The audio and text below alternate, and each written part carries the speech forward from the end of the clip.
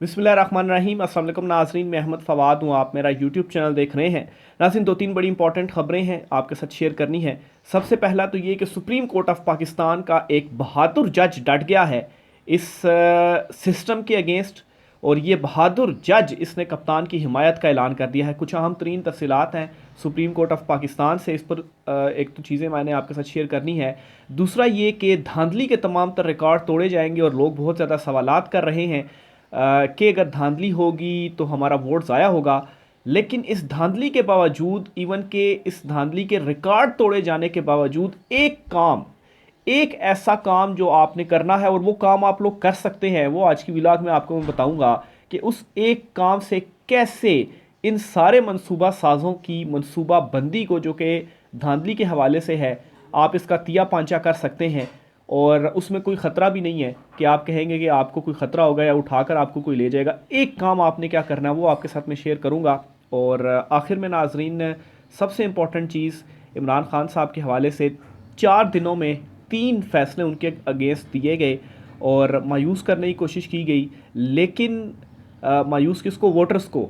लेकिन इससे हुआ क्या कि इन फैसलों के बाद इमरान खान का जो वोट बैंक है वो इतना ज़्यादा बढ़ गया कि लोगों ने कहा कि पहले अगर शायद हम ना भी निकलते तो अब हम इमरान खान की ज़िद में निकलेंगे और हम वोट कास्ट करेंगे। कुछ तफसीलात, एक्सक्लूसिव डिटेल्स हैं, इंटरेस्टिंग डिटेल्स हैं, आपके साथ में शेयर करूंगा।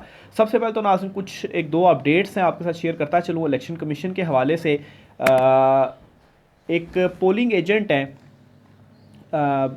सॉरी रिटर्निंग ऑफिसर हैं एक, उन्होंने एक जो है वो लिखा है जी कि लेटर सा लिखा है इलेक्शन कमीशन ऑफ पाकिस्तान को, और उसमें उन्होंने कहा है जी कि इलेक्शन मैनेजमेंट सिस्टम नाकाम है या कोई इसे कंट्रोल कर रहा है। इंतखाबात से कबल ही इलेक्शन कमीशन के मुतारफ़ कराए गए pilot project election management system EMS पर तहफ़्ज़ात सामने आ गए हैं। तफसीलात के मुताबिक इलेक्शन कमीशन ने आम इंतखाबात 2024 के लिए EMS के हवाले से एक पायलट प्रोजेक्ट मुतारफ़ कराया था, जिसके हवाले से कौमी असम्बली के हल्का NA 197 शहदाद कोर्ट के रिटर्निंग अफसर ने अपने तहफ़्ज़ात का इजहार किया है।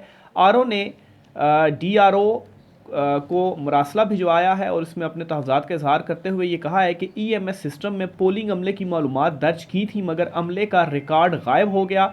इस निज़ाम पर संजीदा किस्म के सवालात उठ गए हैं, या तो ये निज़ाम नाकाम है या निज़ाम को कोई और कंट्रोल कर रहा है।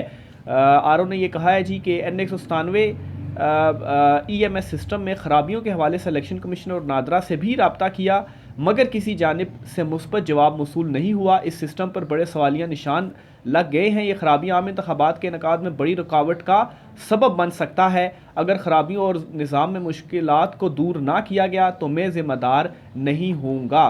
तो ये जी रिटर्निंग ऑफिसर हैं जिनका ये मरासला सामने आया है, और इसने जो एक ये सिस्टम था EMS सिस्टम, इसके ऊपर जो सवालात हैं वो उठा दिए हैं कि इसके अंदर इसको कोई और तो कंट्रोल नहीं कर रहा। तो खैर, जो धांधली के हवाले से चीज़ें इस वक्त चल रही हैं उसमें एक आवाज़ तो सामने आ गई है रिटर्निंग ऑफिसर की। बहरहाल दूसरी तरफ नाजरीन, आम इंतखाबात के लिए 26 करोड़ बैलेट पेपर्स की जो छपाई है वो इलेक्शन कमीशन ने मुकम्मल कर ली है, और इसकी तरसील का इस वक्त जो अमल है वो शुरू हो चुका है, और आज यानी कि पीर वाले दिन तक इनकी जो तरसील है वो भी मुकम्मल कर ली जाएगी, क्योंकि आज 5 तारीख़ है और 72 घंटे बाद यानी कि 3 दिन के बाद 8 फरवरी को जो इंतखाबात हैं वो होना है। अच्छा, आपको से मैंने चीज़ शेयर की थी जी कि एक वो काम जो आपने करना है जिससे ये कुछ आवाज़ भी उठी है धांधली के हवाले से, और जो शदीद तरीन या धांधली के जो रिकॉर्ड तोड़े जाने हैं इन इंतखाबात में, उसको आपने कैसे रोकना है।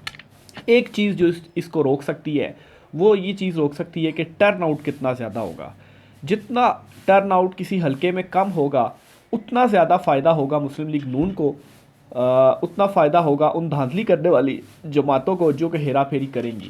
यानी कि अभी आप देख लें कि लियाकत बाग में नून लीग ने जलसा किया, पीपल्स पार्टी ने जलसा किया, जमात इस्लामी ने जलसा किया, लेकिन पाकिस्तान तहरीक इंसाफ ने जब दरख्वास्त दी जलसा करने के लिए तो उनको वहाँ पर जलसा नहीं करने दिया गया। तो ये प्ली पोल रिगिंग है जो कि की गई है।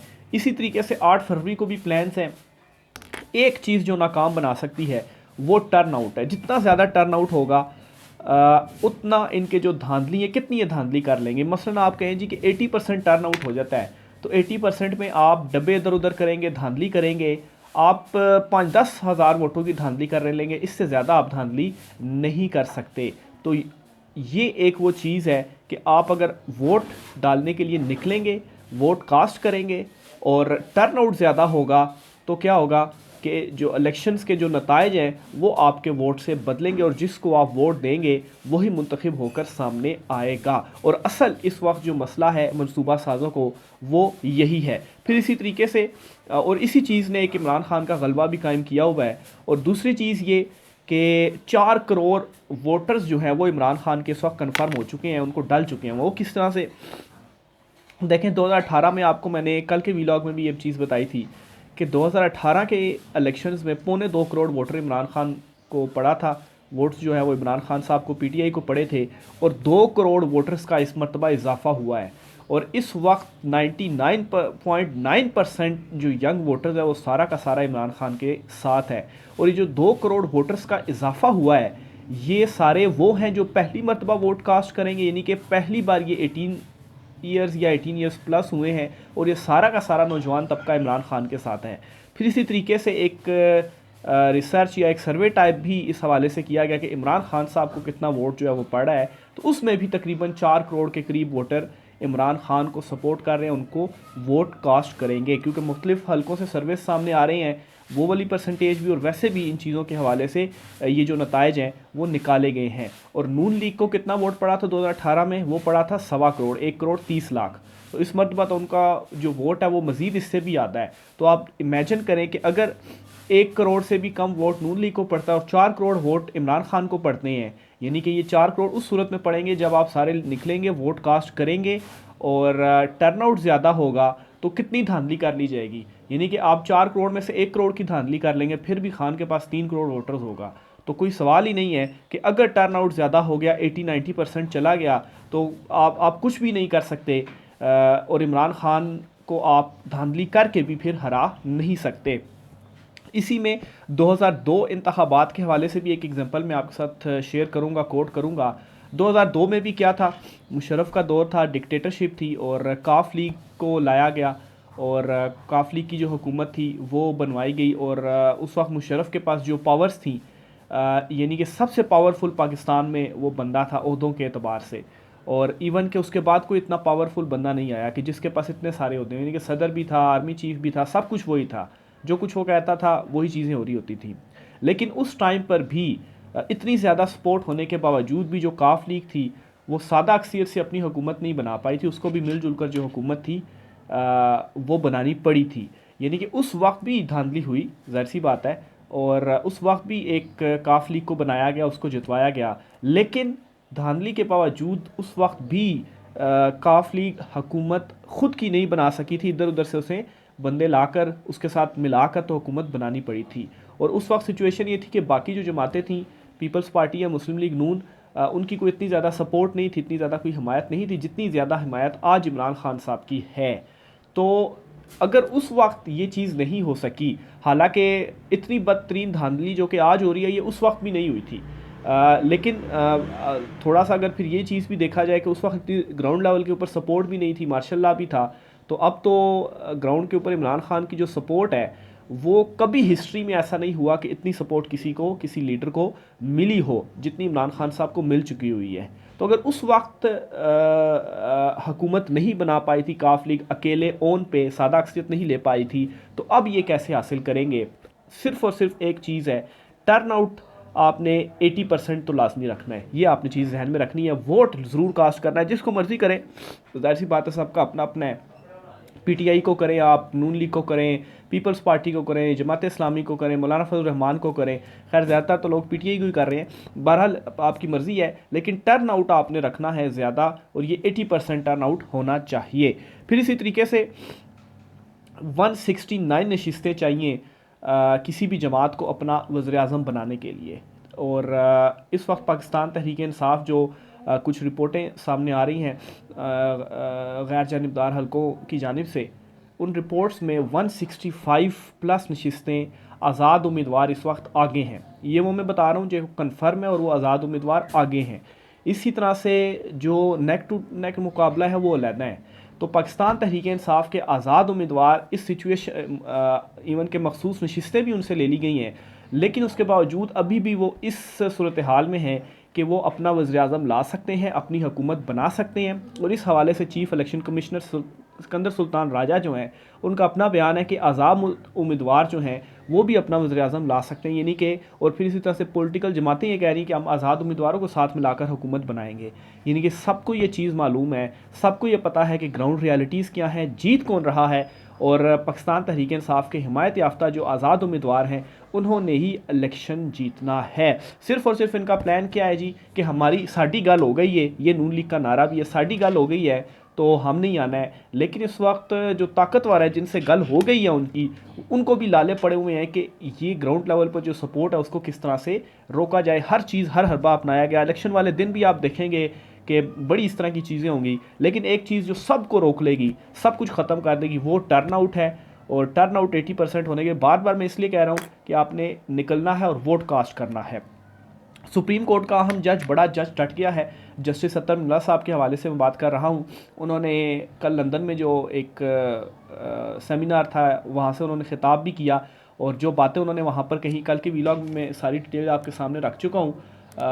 और वो इनडायरेक्टली उन्होंने तहफ़्ज़ात का भी इजहार कर दिया, अदलिया के ऊपर फैसलों को भी उन्होंने उड़ाकर रख दिया, और इलेक्शन को भी उन्होंने उड़ाकर रख दिया। लेकिन उसके बाद कल से एक बड़ा प्रोपेगेंडा किया जा रहा है कि जस्टिस अतर मिल्ला जो हैं, क्योंकि उनका वो जो सारा बयान था वो पीटीआई को सपोर्ट कर रहा था, इमरान खान के हक़ में था, तो ये कहा जा रहा है कि जो पीटीआई के वहाँ पर कारकुनान वगैरह थे उन्होंने इंसल्ट किया और नारे लगाए जस्टिस अतर मिल्ला जब वापस जा रहे थे। तो ऐसा कुछ भी नहीं हुआ, कोई नारेबाजी नहीं की गई। ये सफ़ीना खान साहिबा हैं, वो वहाँ पर रिपोर्टर हैं, और इनका ये कहना है जी कि ये कल सारा दिन वहाँ पर मौजूद थी इस इवेंट में, और इन्होंने ही इस चीज़ को काउंटर किया और कुछ वीडियोस भी शेयर की और ट्वीट्स की, और इसमें इन्होंने कहा जी कि ऐसा कोई भी काम नहीं हुआ। जो उनकी वापस जाते हुए जो फुटेज बनी थी और वहाँ पर जो गुफ्तगू हो रही थी, वो भी रिपोर्टर्स कर रहे थे, कोई नारेबाजी नहीं हुई। इन्होंने क्या कहा जी, ये पहले आप 3-4 इनकी ट्वीट्स हैं, मैं आपको सुनाता हूँ और सारी चीज़ों आपको क्लियर हो जाएंगी।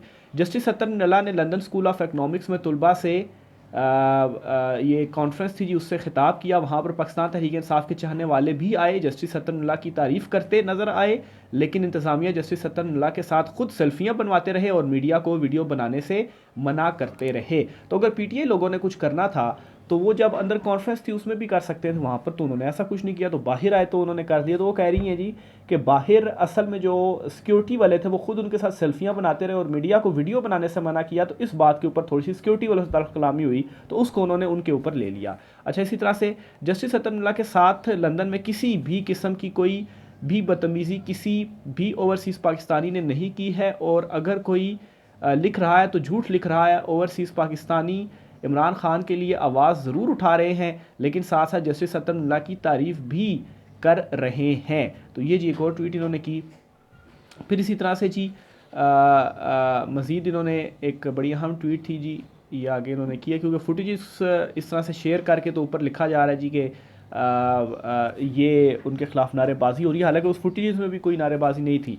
अच्छा, एक और चीज़ इन्होंने शेयर की है फुटेज के साथ, लिखती हैं जी कि आज लंदन में ओवरसीज़ पाकिस्तानी जहाँ इमरान खान के हक़ में आवाज़ उठाते रहे, वहाँ जस्टिस अतर मिल्ला की तारीफ़ें भी करते पाए गए, और वहाँ हैरान कुन बात देखने में ये आई कि वो लोग मुस्लिम लीग नून के साबिक़ गवर्नर ज़ुबैर उमर के भी मुस्बत रवैये के कसीदे पढ़ते हुए नज़र आए। तो ये असल में रवैया था पाकिस्तान तहरीक इंसाफ के जो रहनुमा हैं, जो कारकुनान हैं उनका, लेकिन इस चीज़ को ज़ाहिर सी बात है प्रोपेगेट किया गया। फिर इसी तरीके से जी एक और इन्होंने ट्वीट किया और उन्होंने लिखा है जी कि जस्टिस अतर मिल्ला की कॉन्फ्रेंस के दौरान 2 ख़वातीन 1 मर्द ओवरसीज़ पाकिस्तानी जो है वो अंदर हाल में मौजूद थे, लेकिन किसी ने भी एक आवाज़ तक नहीं निकाली।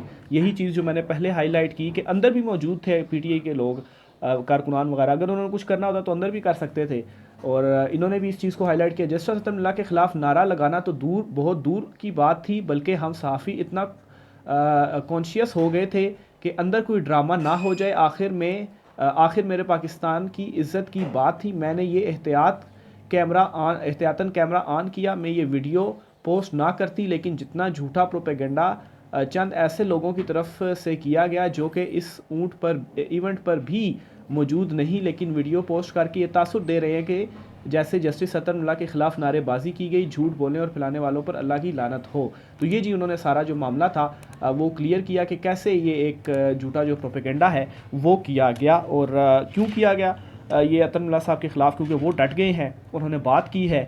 और जो कुछ सुप्रीम कोर्ट के इस वक्त मामलात वगैरह हैं कि कैसे जो इख्तलाफात हैं वो भी सामने आए और जस्टिस अतनुल्लाह जो थे वो ख़ुद भी साइड पर उन्होंने ख़ुद को किया। तो बहरहाल इस वजह से उनको जो टारगेट है वो भी किया गया। राय का साथ कीजिएगा। आज की व्लॉग से इतना ही, मुझे इजाज़त दीजिए। अल्लाह हाफ़िज़।